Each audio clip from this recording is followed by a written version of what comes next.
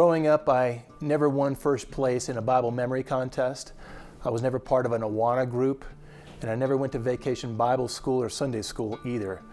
My life was very different than what I see my children growing up now and the things that they participate in. But a few years after law school, I received a call from a friend I met a few years before while studying for the Florida bar exam. His name was Jim. Unlike any other conversation Jim and I had before, he challenged me to read the scriptures. He suggested that the scriptures were very important in his life and the life of his wife, and that I might benefit from them as well. He knew that I didn't believe in God. He knew from my life and following what I did that I governed my life by something different. But he challenged me to believe that they are real and to come to my own conclusions about that. I was taken back. My life was on an upward course. I'd been practicing law for a number of years and bearing the fruit of that. But I called him back, and he was persuasive in a couple ways. One was, he said that I may not have this opportunity in the same way in the future as I would have at that point.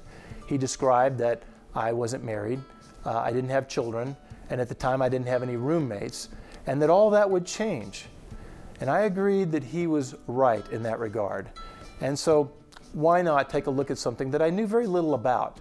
I didn't believe in God, but also was pretty weak when it came to understanding the scriptural story.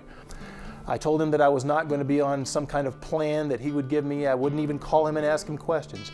I didn't want to be talked into anything.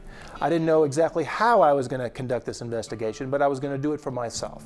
I soon began going to the library during the evenings, reading magazine articles, checking out books, taking them home and reading them for myself. The subject matters were various.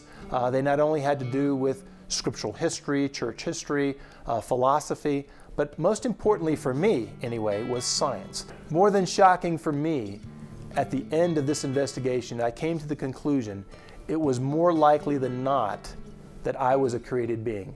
Putting together what I learned both from the scriptures, articles on philosophy, and particularly from science, this was where I landed.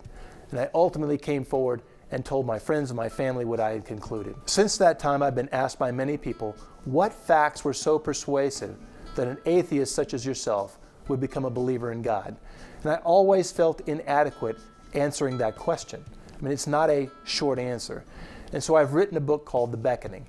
And in the book, I addressed many different topics in successive chapters where I explain where I was as an atheist, what my thought processes were, particularly as to that topic, and then what I encountered during my investigation and what I concluded.